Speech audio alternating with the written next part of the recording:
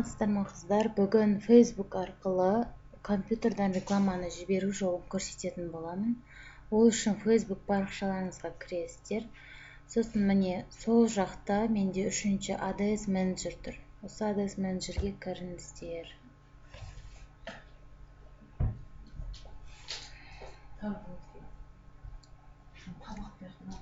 ADS менеджер ашылған соң, сол жақта создать деген батырма жасыл болып тұр, соны басасыздар.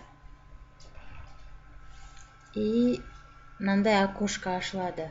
Бұл жерде трафик дегенді таңдаңыздар. Продолжить дегенді басамыз. И вот дальше новая компания с целью трафик дейді. Осы жерге названиясында жазсаңыз болады. Мысалы, клубника в шоколаде дей саламын.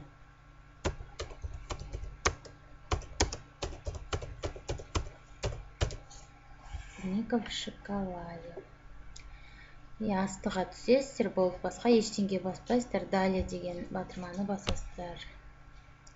Келесі парақша трафик деген жерде сайт дегенді қалдырасыздар. Астыға түсіреміз. И күндігіне қанша бюджет қанша алу керек, соны осы жерге жазып кетулеріңіз керек. Минимальный күндігіне 100 рубль немесе доллармен болса 2 доллардан салатын болыңыздар. Мен қазір 400 рубльді қалдырамын. Дата запуска бүгін и дата окончанияны да қоя аласыздар. Ол яғни мына жерге птичка қойсаңыздар, календарь шығады, қай күнге дейін реклама жүргенін қалайсыз белгілейсіз, и солай белгілесеңіз болады.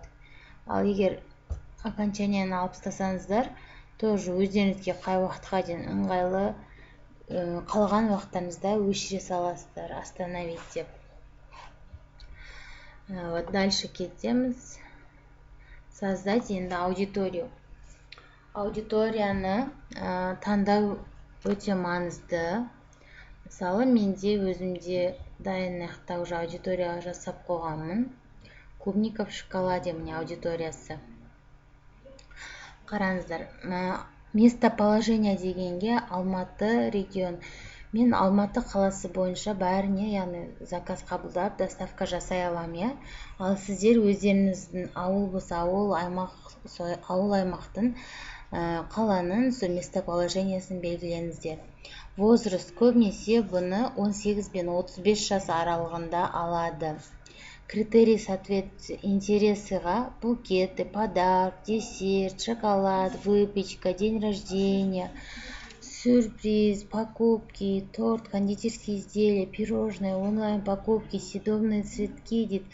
Қандай осы сіздің салаға сай келеді интерес, соның барлығын таңдап шығыңыздар. Осы заттарды іздеген адамдарға сіздің рекламаларыңыз көрінетін болады. Годовщина, міне еще интересілер қосылған. Годовщина, день рождения. Часто анда путешествовать ететін адамдар, тоже ақшалары болады, сондай сияқты қылып, барлығын таңдап шығыңыздар. Дальше кетеміз. Место размещения автоматически и ручной болады. Ручной дегенді таңдаңыздар. Себебі автоматически қойыстасаңыздар, керек емес жерлерге, Facebook бәріне реклама жіберіп тастайды.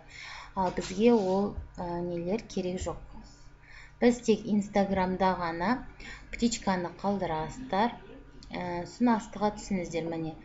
Инстаграмда лентада көрсетеді дептір рекламаны, интересный да көрсетеді, және магазин дептір. Магазин дегенді алып тастай салыңыздар. Ол жақта көп адам ол жақты көрмейді барып. Reels дегенді қалдырыңыздар. Қазір енді дамып келе жатыр. Сонымен история дегенде тоже птичканы қалдырыңыздар. Дальше кетеміз астыға түсіп. Вот, бәрін жөндедік, аудитория таңдадық. Енді далее дейміз. Далее вот, енді осы жерде рекламамызды аяқтауымыз керек. Менде неқта курстың несі тұр, страницасы клубника в шоколаде, жеке парақшам. Маған Бонни Берри парақшам керек. соған қарай ауыстырамын. Клубника в шоколаде Алматы. Бонни Берри деп көрдіңіздер ма? Сіздер де өздеріңіздің реклама жіберетін страницаларыңызды белгілейсіздер осы жерде. Создать рекламу. Жаңадан создать етеміз. Міне формат одно изображение или видео дегенді таңдаймын. Мен қазір бір видео салатын боламын. Дальше добавить медиа файл деп тұр. Изображение болса, изображение или видео қандай саласыз, соны таңдайсыздар. Мен видео саламын. Загрузить видео дейміз. И дайындаған видеоларыңызды загружать етеміз. Основной текст деген жерге алдын ала текст дайындап қойыңыздар. Сол текстті сол жерге жазатын боламыз. Тексттің қалай жазылу керектігі мен сіздерге сабақта түсіндірген болатынмын. Барынша анық, коротко, ясно. Сіздерде клубника в шоколаде қалай заказ беруге болады, бағасы қанша, адрес қандай, сондай сияқты мәліметтің барлығын толық жазыңыздар, қыздар. Міне естім. Мы ждем тебе дайрект деген соң. Цена жаз кетейін. Цена бір штук клубника в шоколаде 480 теңге. Менде сіздер өз бағаларыңызды жазасыздар. Минимальный заказ 9 штук деп қоямыз. Вот, связаться с нами очень просто. Вот, дальше бәрі жазылып тұр, я? Все. Қазір міне видеомыз загружаться етіп, бітейін деп қалды. Вот, керемет. Барлығын қабылдады. Яғни форматын бірде бір қылып, егер видео істейтін болсаңыздар, видеоның форматы бірде бір болсын, қыздар. Міне мынақта предосмотр рекламы деп тұр ғой. Сол жерде көре аласыздар. Қай жерде қандай болып көрініп тұрғаны міне. Үштіп рекламаларын шығатын болады. Түсінікті ғой ол жағы. Дальше кетеміз. Енді осы рекламаға адам кіргенде сізбен қалай байланысады. Сол үшін сіздер инстаграмдарыңыздың прям ссылкасы болады ғой, аккаунттың адресі. Соны алып, мына жерге сайт деген жерге қоюларыңыз керек. Міне сайт деген таңдалып тұр. И URL сайта дейді. Адрес сайттарыңыз сіздердің инстаграм парақшаларыңыз. Елдер рекламаны көреді, подробнее басқанда сіздің инстаграм страницаларыңызға өтетін болады. Сосын напишите короткий заголовок дейді. Вот клубника в шоколаде Бонни Берри деп қойсам болады. Сіздер де сөйтіп жазып қойыңыздар өздеріңізді. Клубника в шоколаде. Ағылшынша жазайын қазір. Бонни Берри деп, я? Вот, ағылшынша атын жаздым, сайттың адресін қойдық.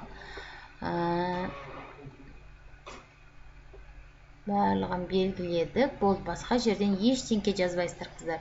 Енді мына жерде опубликовать деген ең астында оң жақта тұр ғой, сол батырманы басасыздар просто. И все. Да, вот.